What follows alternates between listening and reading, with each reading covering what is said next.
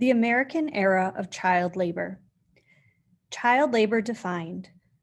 Child labor is work that stops kids from going to school and is dangerous.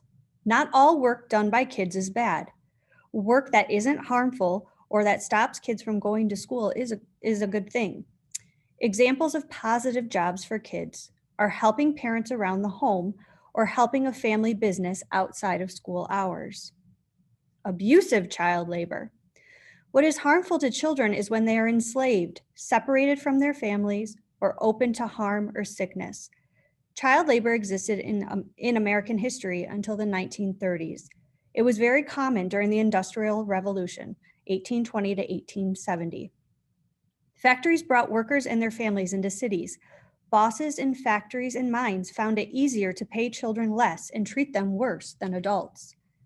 American children worked in mines, factories, mills, canneries, and as newsboys, messengers, shoe shiners, and peddlers.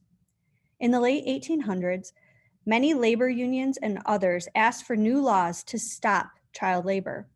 By 1900, some laws to prevent child labor were passed, but these laws were different from place to place. The lucky kids cleaned garbage from the streets or stood on street corners selling newspapers. Unlucky kids coughed through 10-hour shifts in dark, damp coal mines or suffered burns in factory furnaces. Their work made profits for business owners whose children sat comfortably in schools. Child laborers belonged to poor parents or immigrants who needed their children's pay to survive. In 1911, more than 2 million American kids under the age of 16 were working, many of them 12 hours or more, 6 days a week. Girls worked in mills. They could slip and lose a finger or foot while standing on top of the machines to change bobbins. They could be scalped if their hair got caught in the machine. Breaker boys were in pain after breaking rock away from coal all day. If a breaker boy fell, he could be crushed by big piles of coal. When they turned 12, boys were forced to go into the mines and face the threat of cave-ins and explosions.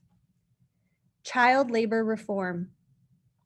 Child labor began to fade as labor unions grew and working conditions improved. Unions wanted to stop children from working. Since 1900, there have been attempts to control or stop child labor. The National Child Labor Committee asked for tougher state and federal laws against child labor. Louis W. Hine took powerful pictures of children working dangerous jobs. These pictures showed people how dangerous kids' jobs could be. Between 1902 and 1915, many state governments passed laws limiting child labor. However, some kids continued to work, especially in the South. The U.S. Congress passed federal laws outlawing child labor in 1916 and 1918, but these rules were thrown out by the Supreme Court. During the Great Depression, 1929 to 1939, President Franklin D. Roosevelt wanted to stop child labor. The Public Contracts Act of 1936 requires boys to be 16 and girls to be 18 to work in companies selling goods to the federal government.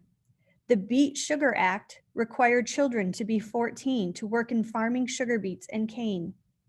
The Fair Labor Standards Act of 1938 said kids had to be 14 to work outside the school hours and 16 during school hours. Overall, Roosevelt's laws were successful. With children back in schools, jobs were open to unemployed adults.